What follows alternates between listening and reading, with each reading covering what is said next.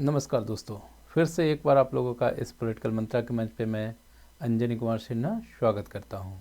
और आज जो है हम लोग एक ऐसे चैप्टर्स का एक पॉइंट में लेकर के आया हूं, एक ऐसा टॉपिक जिससे यूजीसी नेट परीक्षा में प्रत्येक बार प्रश्न आता ही आता है।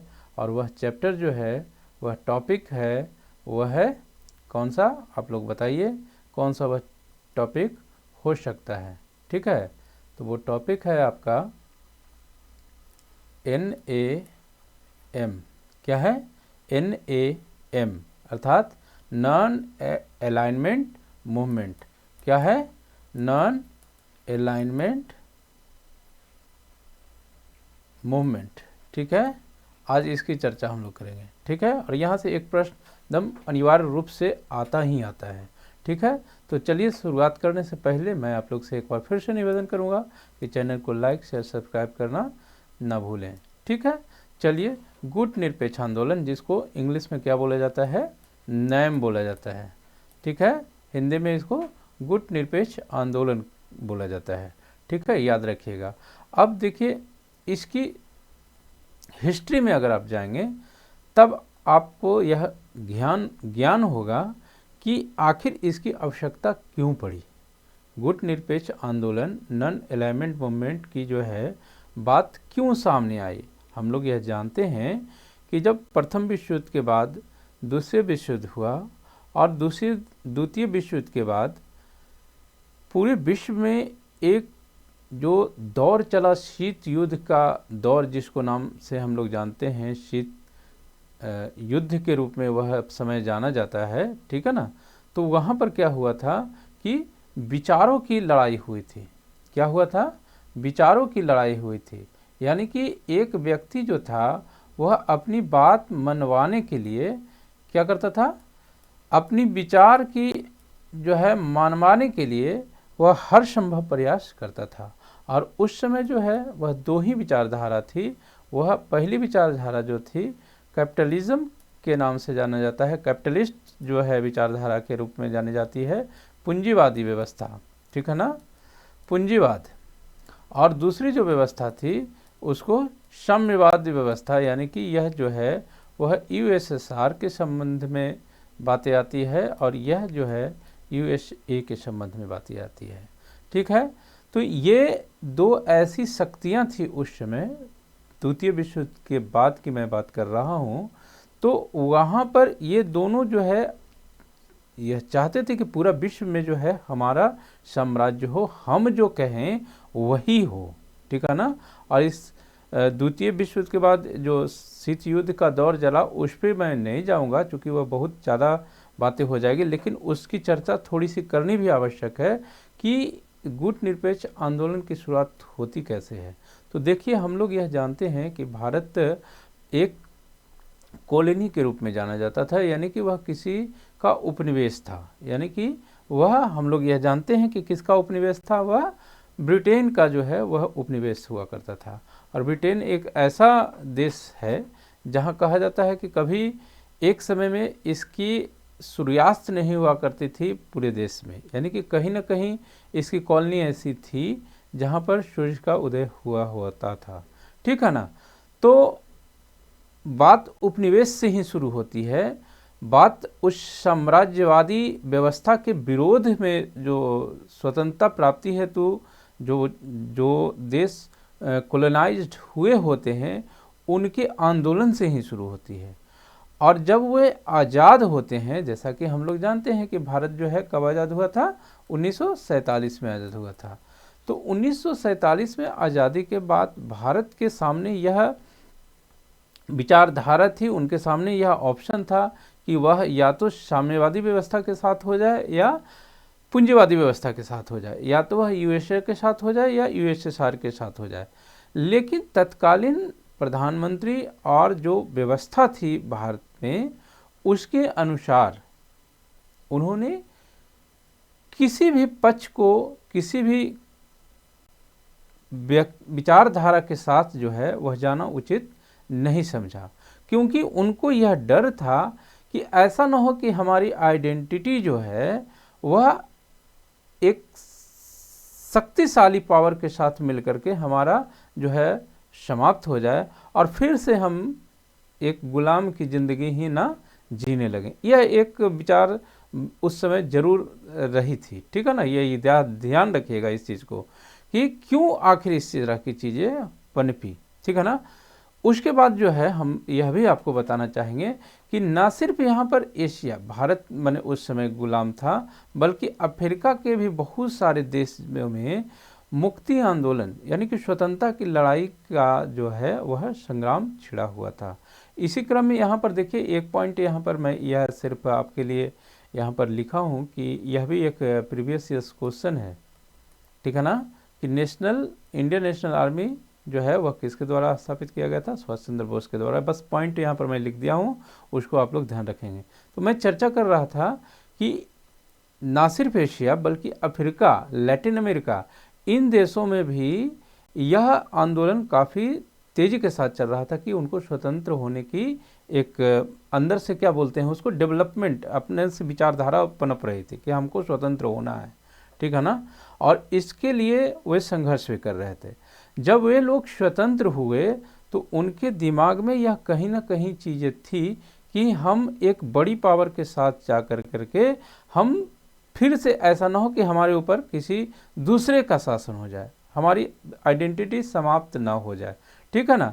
तो उसी के क्रम में जो है देखिए ये सारी चीज़ों की यहाँ पर मैं चर्चा कर दिया हूँ। पूर्व में भी साम्यवादी व्यवस्था थी, 47 में आज़ाद हुआ था, और उस समय जो है नेहरू जी हुआ करते थे हमारे प्रधानमंत्री, और विदेश मंत्री भी जो होता है वो ज़्यादातर केस में उस समय प्रधानमंत्री के ही जिम्मे हुआ करता था। हालांकि हर कार्य में प्रधानमंत्री का हस्तक्षेप होता है, नो डाउट, चूँकि प्रधानमंत्री एक ऐसा पद होता है जहाँ पे उनके ऊपर काफ़ी सारी जिम्मेदारी होती है और सरकार के हेड होने के कारण वह इन सब चीज़ों को पूरी ईमानदारी के साथ करना भी पसंद करते हैं, पूरी उनके प्रति उनकी जवाबदेही भी बनती है, ठीक है ना।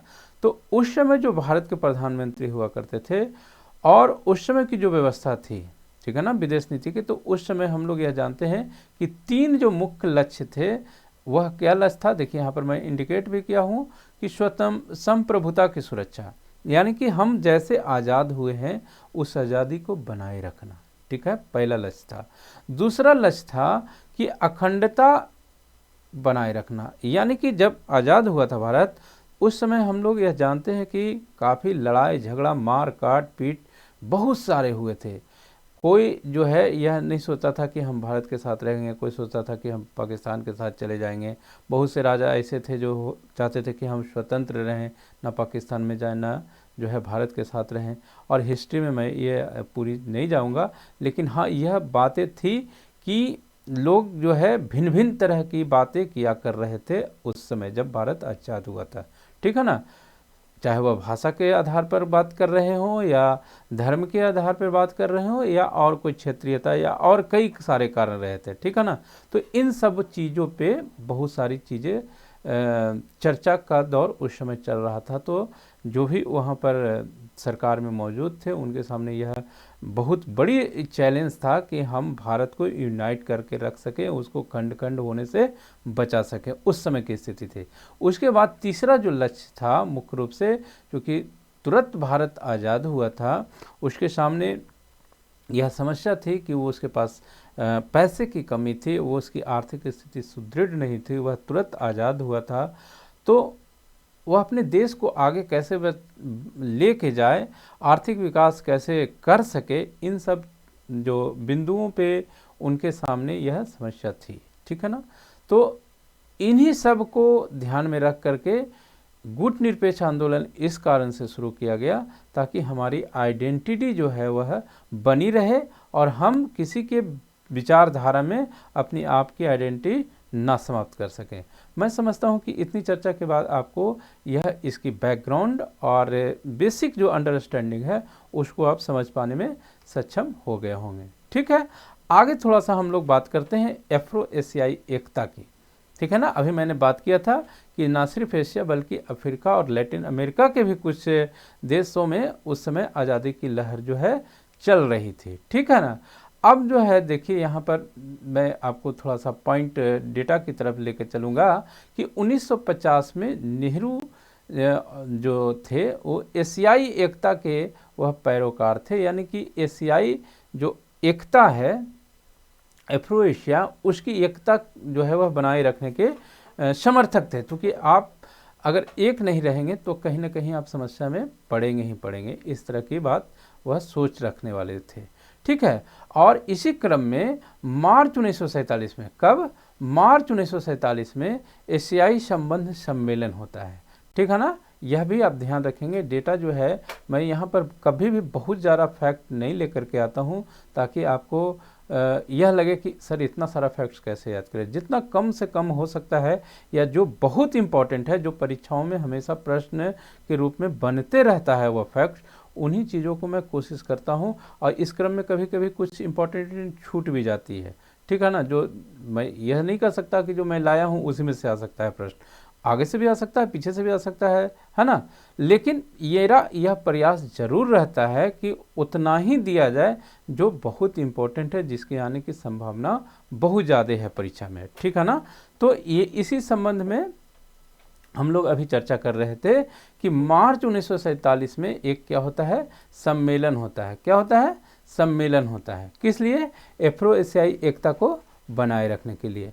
ठीक है, और यहाँ पर कुछ और चीज़ें देखिए लिखी हुई है। इंडोनेशिया की आज़ादी के लिए भरपूर प्रयास भी होता है। इंडोनेशिया के 1949 में स्वतंत्रता संग्राम हेतु अंतर्राष्ट्रीय सम्मेलन होता है। ठीक है, उसके बाद जो है बांडुंग एक शहर है इंडोनेशिया में। कहाँ है? बांडुंग कहाँ है? इंडोनेशिया में। यह भी PYQ है, मैं बता रहा हूँ, आप ध्यान रखिएगा, यह PYQ है बांडुंग। अगर प्रीवियस क्वेश्चन अगर बनाए होंगे तो बांडुंग नाम का ऑप्शन आपको मिल जाएगा। कहाँ है? अफ्रो एशियाई सम्मेलन जो है यही हुआ था। कब हुआ था? 1955 में हुआ था। ठीक है, और यहीं से मेरे दोस्तों नैम की जो है नींव पड़ी थी, यानी कि यहीं से बात हुई थी कि अब हमको गुटनिरपेक्ष आंदोलन की स्थापना करनी होगी। ठीक है ना, और यह इसका पहला सम्मेलन जो है, देखिए फिर से मैं आपको बता रहा हूँ कि 1961 बेलग्रेड जो है, यह भी एक प्रीवियस क्वेश्चन है, यानी कि पिछले साल आया हुआ क्वेश्चन है। पिछले साल यानी कि ये मत समझिएगा कि आज अगर हम 2023 में बना रहे हैं ये वीडियो तो 2022 में आया है ना। ये जब से पीछे का आप जितने सारे प्रश्न हैं प्रीवियस क्वेश्चंस के, उसमें आपको यह दिख जाएगा प्रश्न। ठीक है, तो यह सम्मेलन कब हुआ था? तो 1961 में हुआ था। कब हुआ था? ये सितंबर में हुआ था। और गुट निरपेक्ष आंदोलन स्थापित करने में जो है नेहरू जी की भूमिका बहुत ही महत्वपूर्ण है। ये गुट निरपेक्ष का आइडिया जो था वह नेहरू जी का ही है, ऐसा माना जाता है। ठीक है ना, याद रखिएगा कि अगर प्रश्न आए कि गुट निरपेक्ष आंदोलन स्थापित करने में किनकी भूमिका रही है या किनका मेन आइडिया रहा है, तो वह नेहरू जी का ही इसमें भी नाम आता है। ठीक है, आइए हम अब वीडियो की लास्ट की तरफ चलते हैं और ऐसे 5 पर्सनालिटियों से आपको मिलवाते हैं जिसकी तस्वीर आपको यहाँ पर दिख रही होगी। देखिए, इनको तो आप निश्चित रूप से पहचानते होंगे। थोड़ा सा ब्लैक एंड वाइट फोटो है और यह आपको यहाँ पर दिख भी रहा होगा कि जो है किनकी फ़ोटो है? नेहरू जी की फ़ोटो है ना। ये नेहरू जी की फ़ोटो है। कहाँ से है? ये इंडिया से है। ठीक है, और ये न्क्रुमा जो हैं वह कहाँ के हैं? घाना के हैं।